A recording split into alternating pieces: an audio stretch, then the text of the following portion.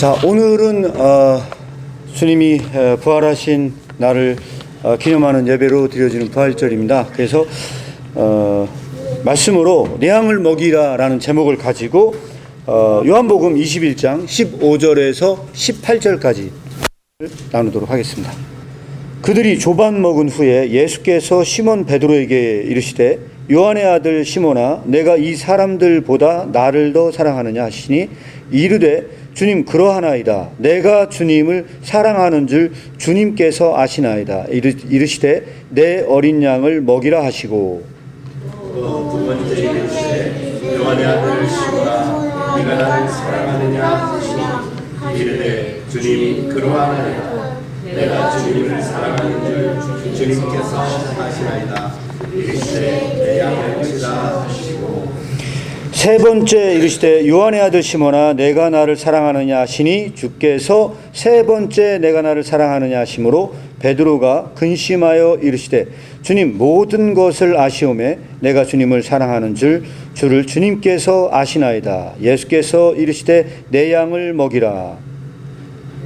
내가 진실로 진실로 너에게 이르노니 내가 젊어서는 스스로 띠뛰고 원하는 곳으로 다녔거니와 늙어서는 내 팔을 벌리리니 남으니 내게 띠띠우고 원하지 아니하는 곳으로 데려가리라.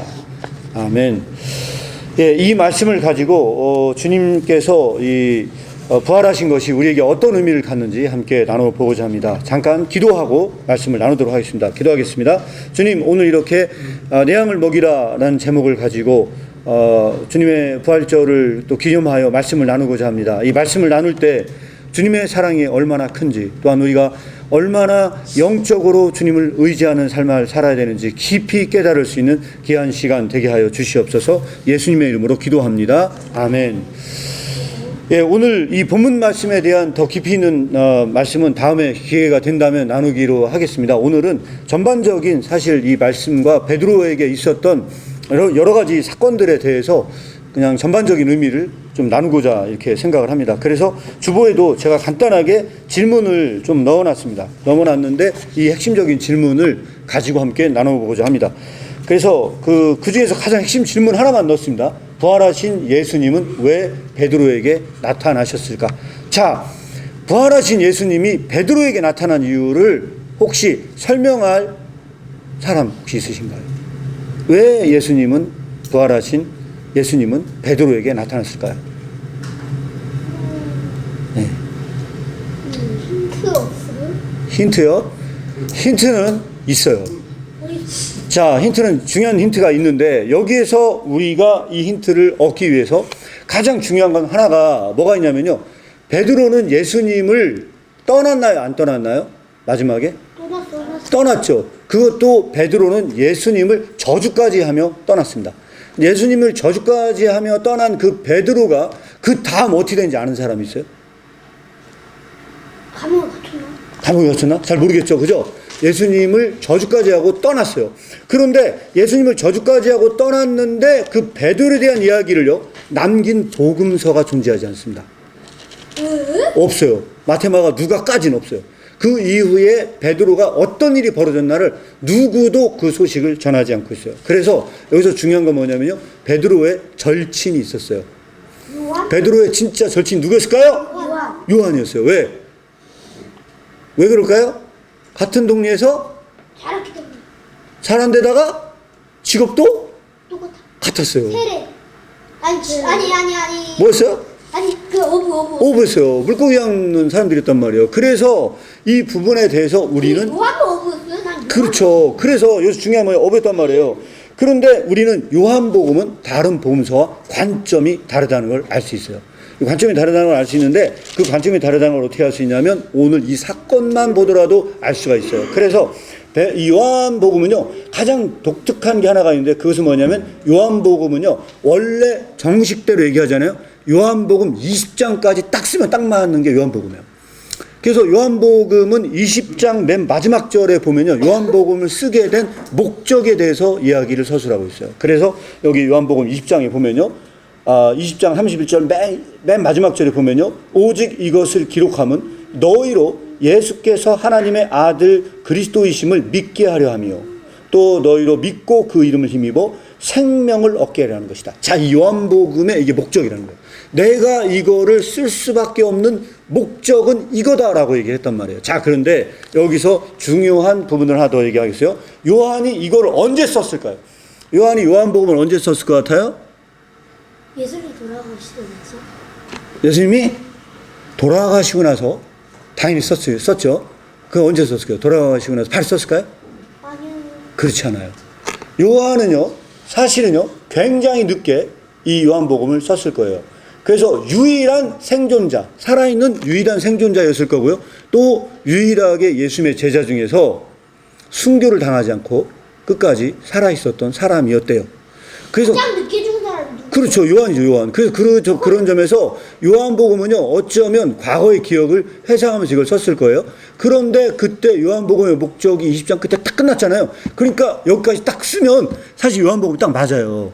그러니까 이런 점에서 봤을 때 요한복음 21장은요, 사족이에요, 사족.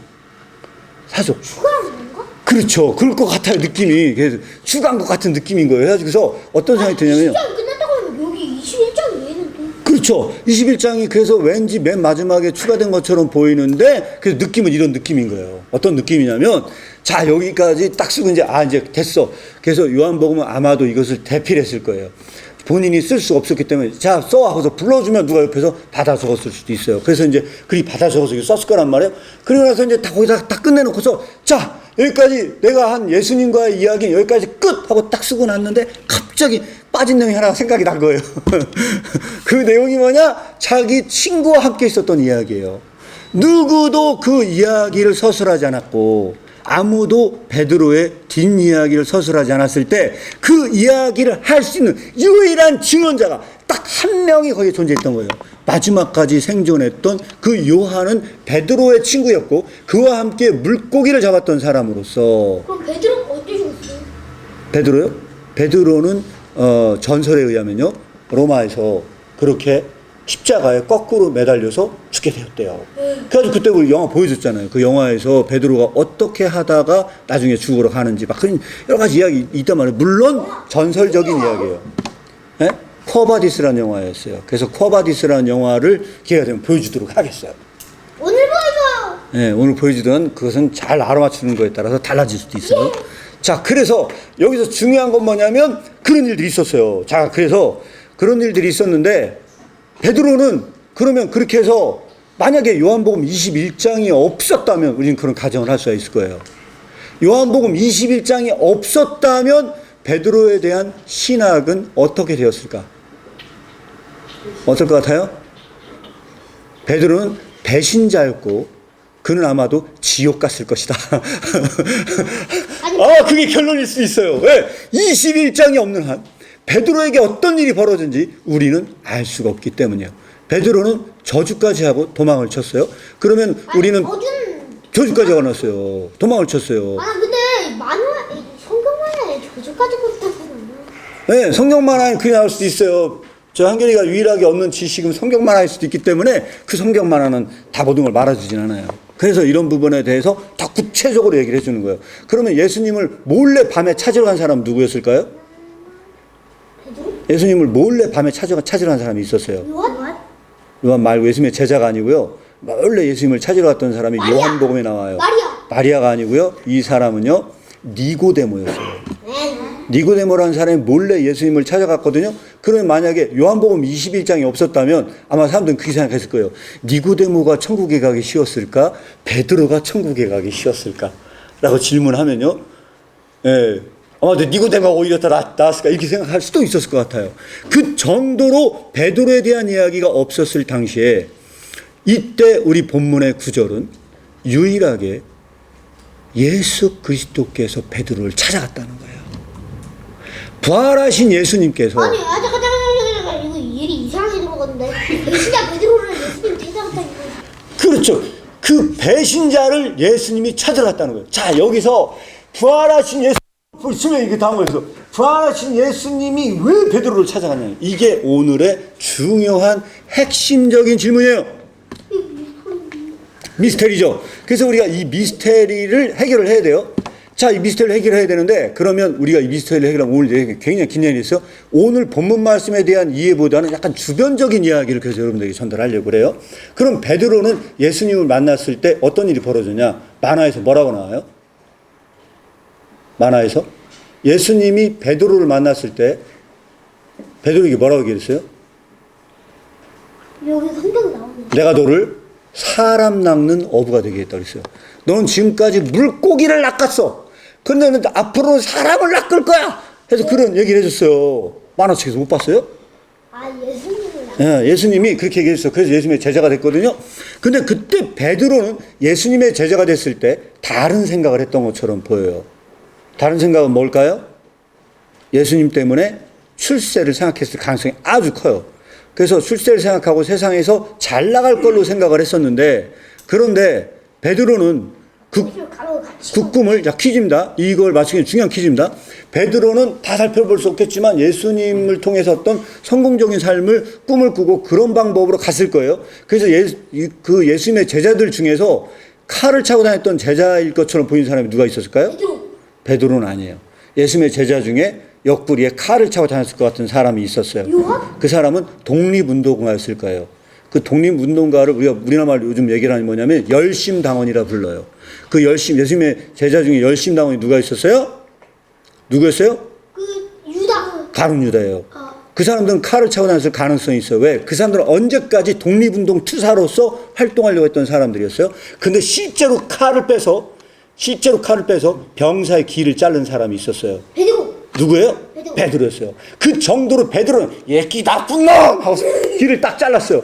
그 정도로 베드로는 투사처럼 보였지만 그는 결국 도망을 쳤어요. 그리고 나서 예수님께서 십자가에 달리시고 결국 죽음에 이르렀을 때 그때 결론적으로 절망에 빠진 사람은 누구였을까요? 베드로. 절망에 빠진 사람은 당연히 베드로였을 거예요. 그러면 여러분들에게 한번 퀴즈를 한번 드려보도록 하겠습니다. 어떤 퀴즈냐? 그럼 예수님이 십자가에 달리셨을 때 베드로만 절망에 빠졌을까요? 요한도 절망에 빠졌을까? 요한만 절망에 빠졌을까요? 다른 제자 12제자들 다 절망에 빠졌을까? 그럼 다른 12제자만 절망에 빠졌을까요? 마리아는 절망에 빠졌을까? 마리아만 절망에 빠졌을까요?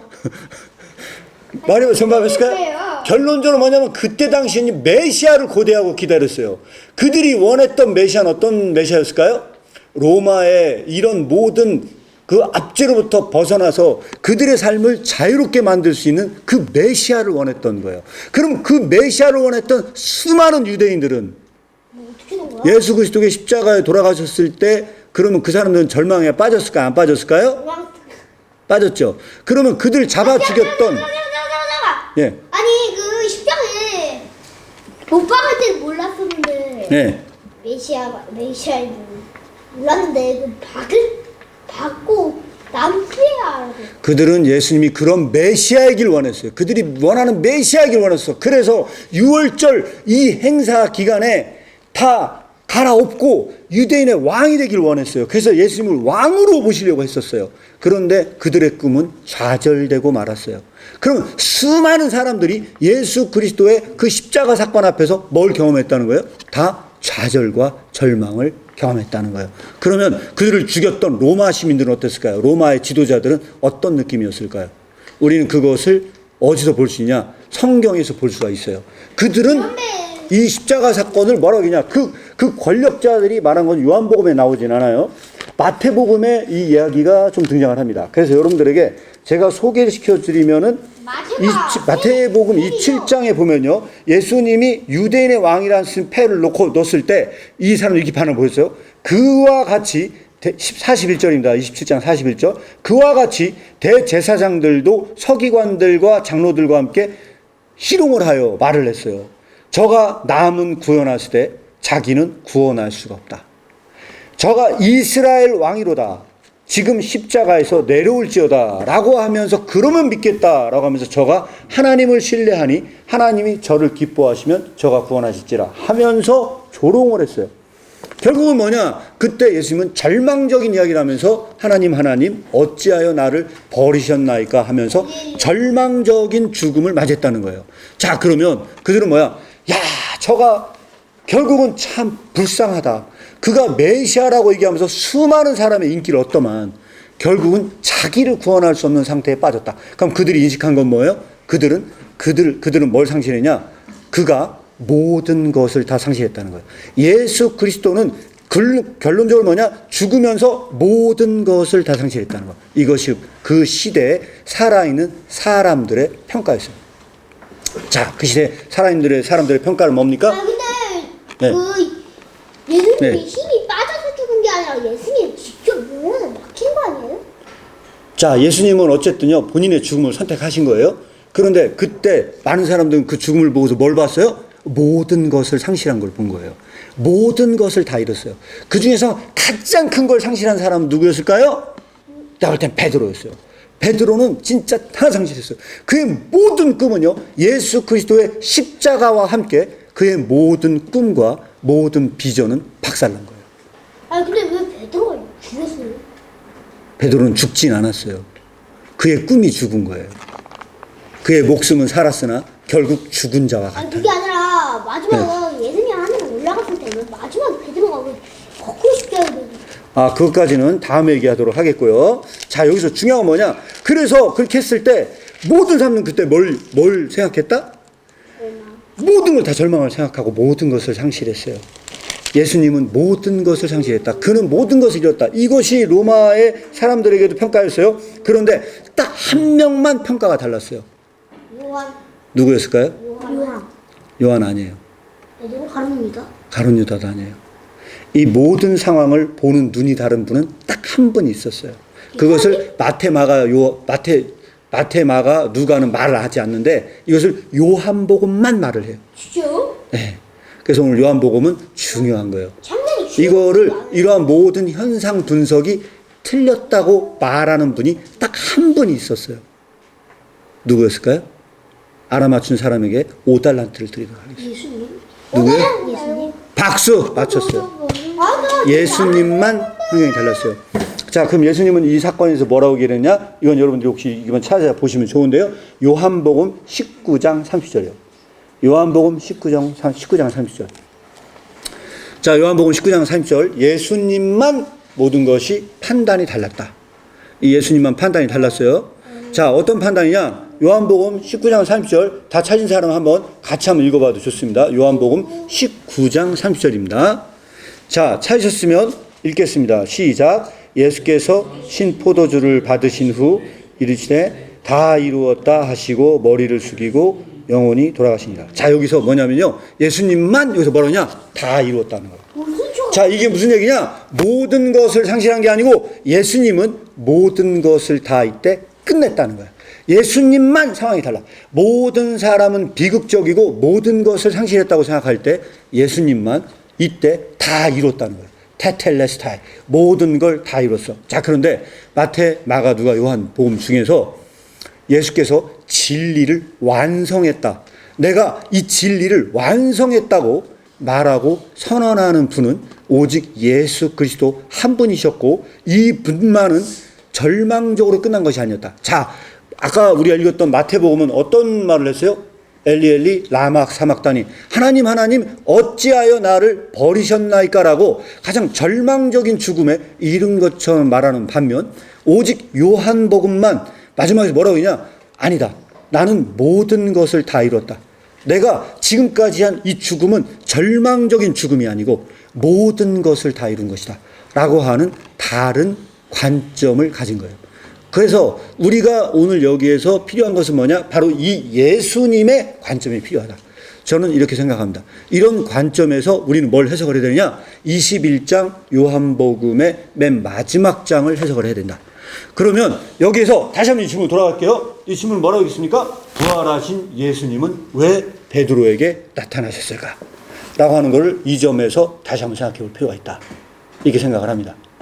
왜 예수님은 베드로를 만났을까요?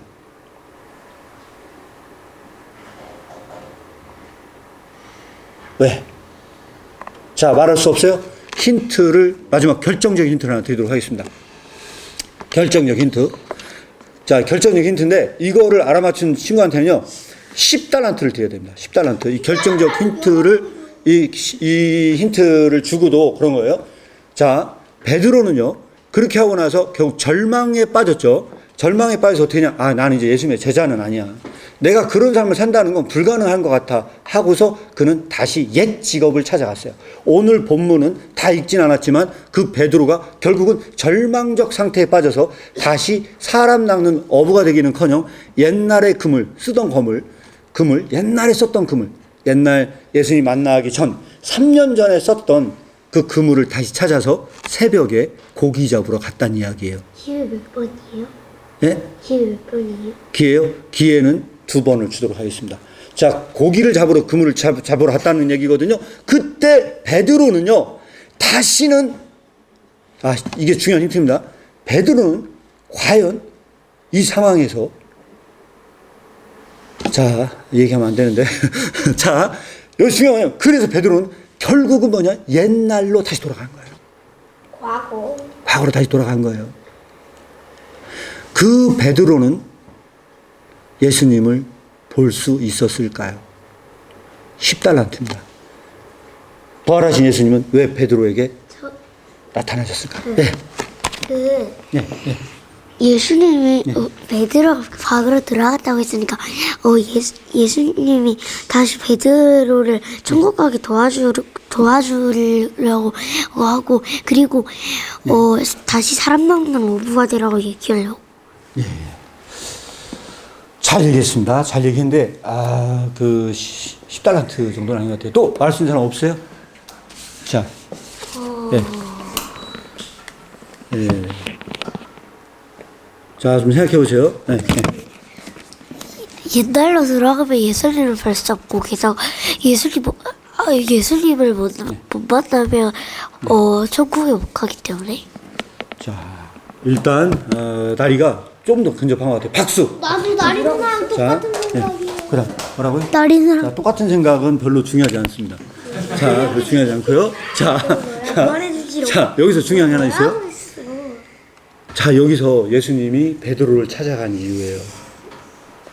베드로를 찾아간 이유는 나리가 어느 정도 근접해서 맞춘 것 같아서 나리에게 10달란트를 드리도록 하겠습니다. 10달란트로 하겠는데, 자, 이 질문에서 중요한 겁니다. 이게 바로 저는 우리도 베드로와 똑같은 상태라고 보거든요. 그래서 부활하신 예수님께서 베드로를 찾아간 이유는 부활의 의미로서도 굉장히 중요한 측면이 있다. 그것은 뭐냐? 이겁니다. 베드로는 스스로 예수님의 제자가 될 수 있을 거라고 착각을 했던 것이 베드로였던 것 같아요.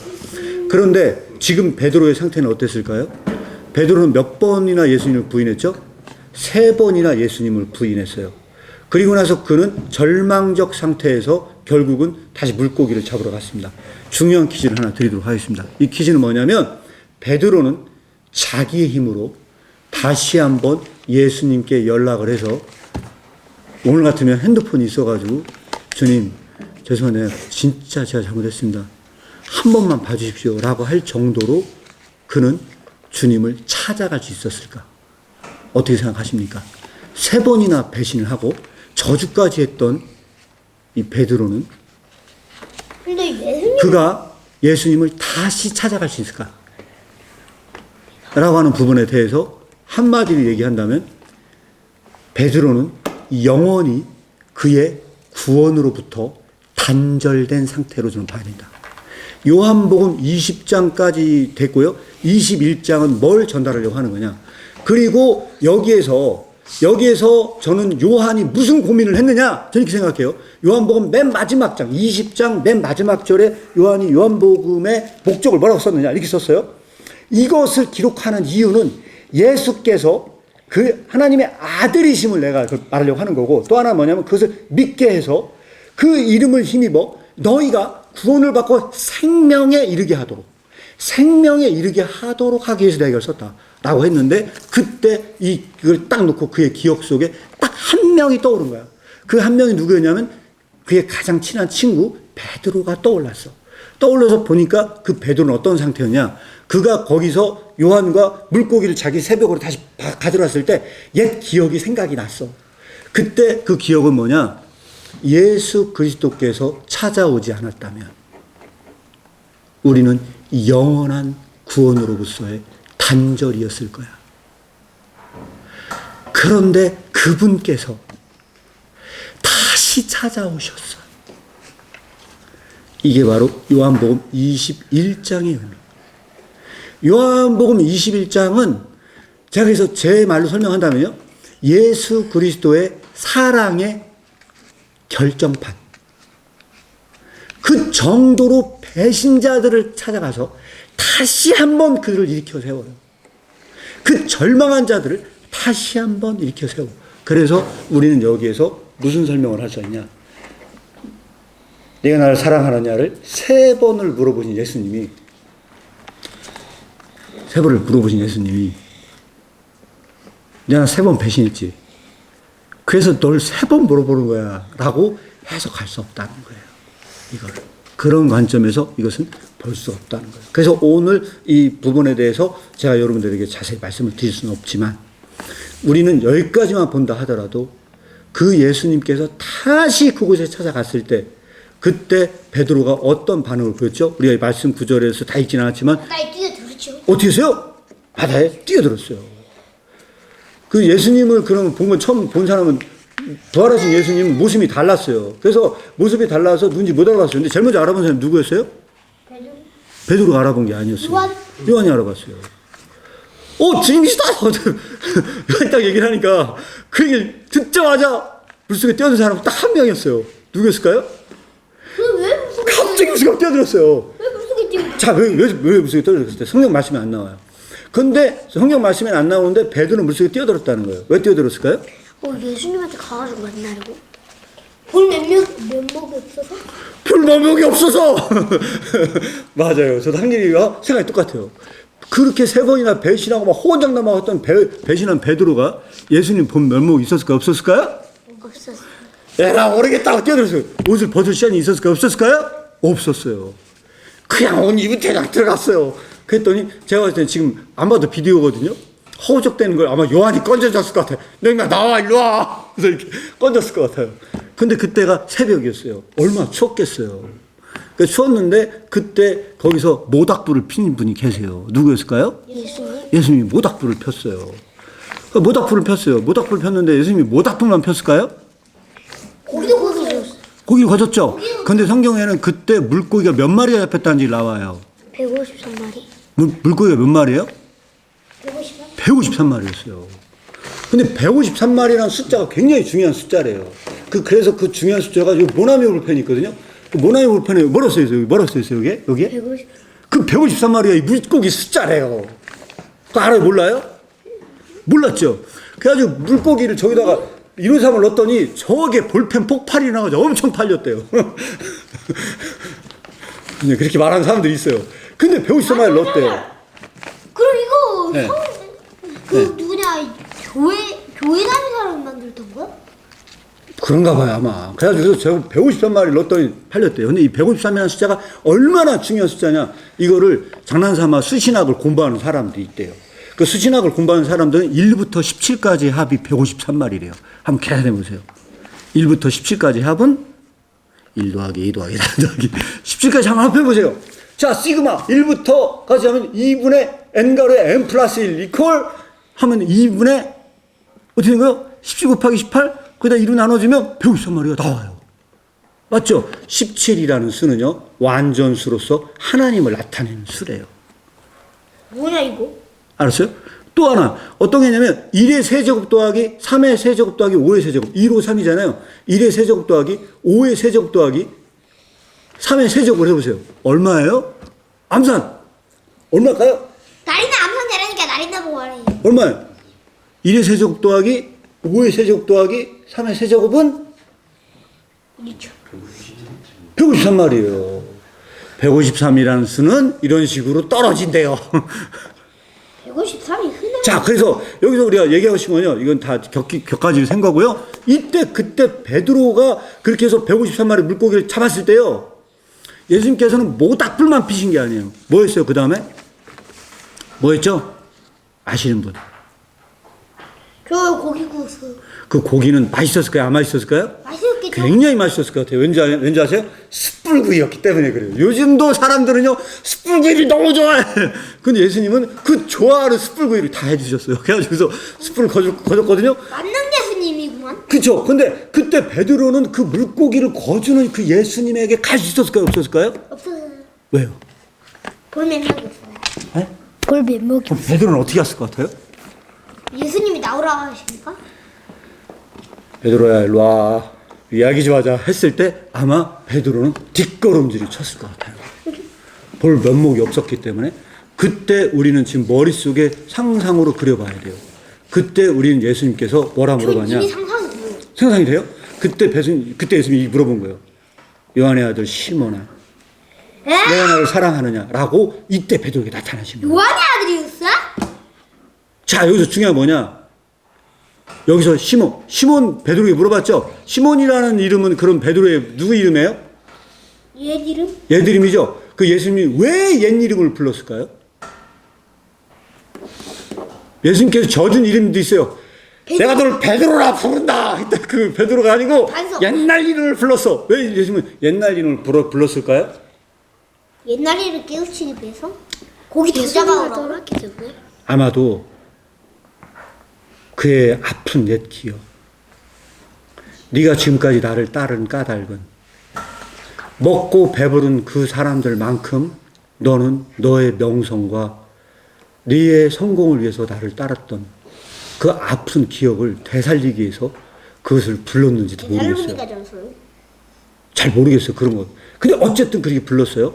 그러면 그때 부활하신 예수님은 왜 베드로에게 나타났을까라고 한다면요. 저는 여기서 뭐냐면 그 구원의 가능성이 완전히 단절된 상태였기 때문에 예수님이 그 베드로에게 친히 가지 않는 한 그의 구원은 영원히 단절되어 있었기 때문에 가지 않으면 안 될 상황이었기 때문에 베드로에게 찾아가신 거예요.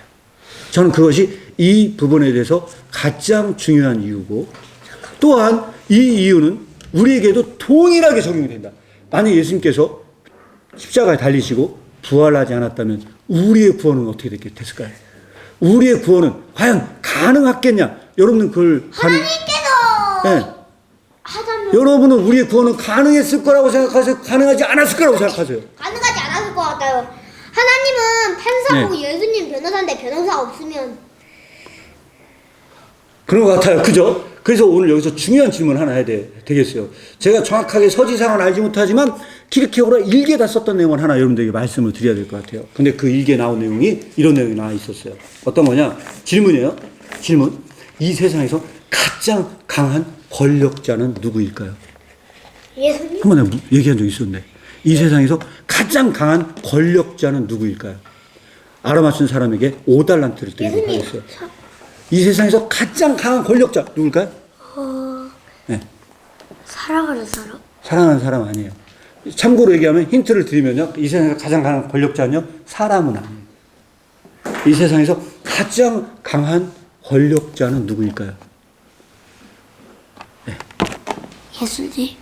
예수님. 물론 예수님일 수도 있는데 여기서 얘기하면 예수님 있기 이전에 이 세상에 가장 강한 권력자는 누구일까요? 사람은 아니에요. 혹시 로마 아시는 분? 황제. 로마 황제도 아니에요. 로마 황제도 이 권력에 비하면 아무것도 아니에요. 아는 사람. 예? 사단도 아무것도 아니에요. 이 권력자는요, 너무 무서운 권력자예요. 근데 사람은 아니에요. 사람이 무서운 게 맞는 것 같은데. 죽음. 박수! 나리가 맞췄어요. 자. 나리가 맞췄어요. 나리가 죽음이래요. 그래서 뭐라고 얘기를 했냐면, 이렇게 보면 일기에다가 이렇게 써놨어요.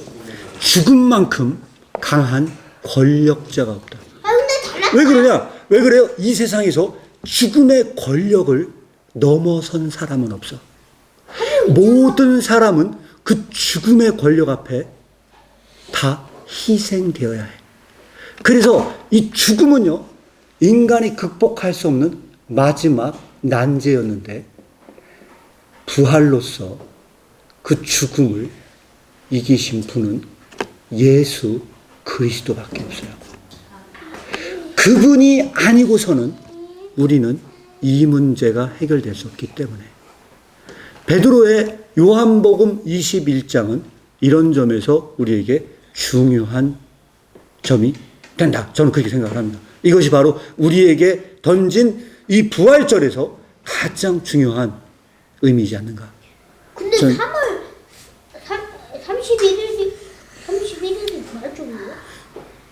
부활절은 매년마다 바뀌어요. 매년마다 바뀌어요. 자, 그래서 보통 4월 초에 부활절이 있습니다. 자, 여기 마지막 하나만 하고 우리는 말씀을 마무리하고자 합니다. 제가 사실은 이 말씀을 읽으면서 오늘 읽었던 맨 마지막 절을 보고 제가 대학생 시절에 큰 충격을 받은 것이 바로 이 맨 마지막 절이었어요. 요한복음 21장 18절입니다. 내가 진실로 진실로 내게 이르노니 젊어서는 내가 스스로 띠를 띠고 원하는 곳으로 다녔거니와 늙어서는 내 팔을 벌리리니 남이 내게 띠띠우고 원치 아니하는 곳으로 데려가리라 라고 이 베드로에게 결국은 뭐냐면 순교할 것이라는 예언적인 이야기를 베드로에게 던지고 있어요. 베드로는 예수님을 세 번을 부인했을 때 죽고 싶지 않아서 도망을 갔어요. 죽고 싶지 않아서 도망을 갔는데 그런 예수님을 찾아가서 베드로에게 결국 뭐라고 하냐, 너는 나 때문에 죽는다 라고 하는 이야기를 했을 때 베드로는 이것을 어떻게 받아들였을까요? 성경은 나오진 않아요. 베드로에게 좋은 얘기를 한 게 아니고 결국은 너는 죽는다 라고 이 얘기를 했을 때 베드로는 어떻게 이걸 받아들였을까? 자, 성경에 나오지 않습니다. 여러분들은 어떻게 받아들였을 거라고 생각을 하십니까? 제가 이 구절을 대학생 시절에 종일 고민을 하다가 내린 결론이 뭐냐? 기쁘게 이 말씀을 받았을 것 같은 확신이 들었어요. 그래서 제가 그때 주님께 이 말씀을 읽으면서 기도한 것이 이 베드로의 이 확신처럼 믿음의 큰 나무가 되게 해달라 하는 제 나름대로의 결단을 하게 됐고, 카이스트 아카데미에도 해서 나무를 덕을 그런 나무가 될 수 있도록 성장하기 위한 그 과정을 교육적인 내용으로 넣었으면 했습니다. 그래서 씨앗은 결국은 자라서 커서 결국 뭐가 되냐? 나무가 되는 이 목표를 만들어야 되는데 그것도 대충 나무가 아니고 큰 나무가 될 수 있는 이 나무로 성장을 했으면 좋겠다 하는 나름대로의 제 마음을 갖게 됐습니다. 그래서 베드로는 비로소 이때야 예수 그리스도의 제자가 됐다. 그 전에 제자가 된 게 아니고 정말로 예수님을 따르고 난 것은 부활하시고 난 다음에 예수님의 모든 제자들은 예수님의 그 의도를 살아있을 동안은 알 수 없었으나 부활하신 예수님을 만나고 난 후에야 결국은 예수님의 이 의도를 알게 됐다. 그러면 우리는 어떨까요? 여러분들과 저는 과연 그 예수님의 의도를 알고 있는가? 우리는 이 부분에 대해서 다시 한번 이 부활주의를 생각해 볼 필요가 있고요. 매년마다 저는 이 부활절이 올 때마다 가장 생각나는 구절을 저한테 뽑는다고 한다면 저는 이 요한복음 21장이 가장 중요한 메시지를 담고 있다고 생각을 합니다. 이 베드로에게 찾아가서 베드로에게 다시 한번 일으키신 그 예수님이 여기 앉아 계신 모든 그 예수님을 만나는 그 축복이 있기를 축복합니다. 베드로는요, 얼마나 축복을 받은 사람이냐. 내 양을 먹이라의 이 말씀의 제목을 제가 말씀을 못 드렸습니다. 내 양을 먹이라 이 말씀의 구절이 얼마나 중요한 말씀이냐. 저는 여러분들에게 이렇게 말씀을 던지고 싶어요. 어떤 거냐면 어떤 사람이 사업으로 대박을 쳤대요. 그래서 큰 사업체를 일궜어. 그런데 문제는 뭐냐면 같이 사업을 했던 동업자가 그 사업을 말아먹었어요. 그러면 여러분들은 그 동업자를 어떻게 하시겠습니까? 요즘으로 얘기하면요, 그 사업자를요, 소송해가지고 손해배상 청구하고 아마 그럴 가능성이 거의 99% 사람들 다 그럴 것 같아요. 내 양을 먹이라는 의도는 저는 뭐라고 이걸 해석을 해야 되느냐. 예수님은 그분을 배신하고 떠난 제자. 그래서 그의 사업을 완전히 말아먹은 그 제자를 다시 찾아가요. 그리고 나서 내 양을 먹이라고 얘기한 것은 마치 뭐와 같냐? 그의 사업을 말아먹은 제자에게 다시 찾아가서 사업 전체를 맡긴 거예요. 앞으로 내가 했던 이 모든 사업은 너 다 가져. 다 네가 다 해. 라고 이거를 전부 다 물려준 것과 같다. 그래서 예수님은 그의 권위를 다 베드로에게 물려줬다. 그래서 마태복음 28장 맨 마지막 절에 뭐라고 나오냐면 이렇게 나옵니다. 내가 나의 가진 모든 권세를 너에게 물려주겠다. 나의 권세를 모든 것을 너에게 물려주노니 너희는 가서 모든 족속으로 제자를 삼아 아버지와 모든 사람을 다 제자로 삼으라는 이 명령이 구체적으로 어떻게 수행이 되느냐, 그 구체적인 명령이 수행된 것을 보고 싶다. 그러면 요한복음 21장에 내 양을 먹이라. 이것은 그 다 망해갔던 그 사업을요, 그대로 다 물려주는 것 같다. 여러분들은 그렇게 하실 수 있겠습니까? 바로 이것이 예수 그리스도의 사랑이기 때문에 그 배신자들에게 그대로 그 사업을 물려준다는 것은 인간 세계에서는 있을 수도 없는 일인데 그 배신자들에게 그걸 다 물려줬다. 그때 그들은 어떻게 했느냐? 목숨을 버리기까지 그것을 헌신했다. 그래서 얼마 되지 않아서 사도행전에 보면요, 이런 말이 나옵니다. 제가 다 찾아보지 않겠지만 사도행전에 뭐라고 나왔냐면요, 예수님의 그 제자들이 얼마나 열심히 활동을 했는지 세상을 어지럽게 한 자들이라고 얘기를 해요. 바로 이것이 예수님의 리더십이고 예수님께서 그의 모든 권위를 물려주는 방식이었습니다. 여기 앉아 계신 모든 분들이 예수님의 이 리더십과 예수님의 이 사역을 본받는 자들이 되기를 축복합니다. 제가 이 정도는 아니었어도요, 카네기 지도론을 읽다 깜짝 놀란 게 하나가 있었어요. 거기 무슨 얘기가 나오냐면요, 카네기 지도론에 그런 말이 나옵니다. 어떤 사람이 공군 비행기 에어쇼를 해야 됐대요. 그래서 에어쇼를 하려고 딱 올라갔는데 이 비행기에다가 그 연료를 넣어야 되는데 연료를 넣는 대신에 오일을 넣었대요. 엔진 오일 같은 거. 그래서 비행기가 딱 이륙하자마자 비행기에 문제가 생겼대요. 결국은 에어쇼에서 비상 탈출해서 간신히 파일럿은 생존을 했고, 그리고 그 실수를 알았던 그 파일럿은요, 고개를 푹 숙이고 있었대요. 그때 그 파일럿이 걸어가서 그 큰 실수를 했던 그 정비사에게 뭐라 말했을까요? 그 카네기 지도론에 뭐라고 나오냐면요, 너는 해고야 라고 말하지 않았대요. 뭐라고 얘기를 했느냐, 당신은 엄청난 큰 실수를 했다고, 엄청난 큰 실수를 했기 때문에 다음에는 다시는 이런 실수를 하지 않을 것이라고 하면서 자기 비행기만 수리해달라고 얘기를 했대요. 그랬더니 그 정비사는 평생 그를 위해 헌신했대요. 예수 그리스도의 리더십은 비교한다면요, 이건 아무것도 아니에요. 왜냐하면 예수님의 그 리더십은요, 정말로 그를 죽음으로까지 몰아넣은 배신자들에게, 그냥 배신이 아니고 그 배신자들 때문에 죽었거든요.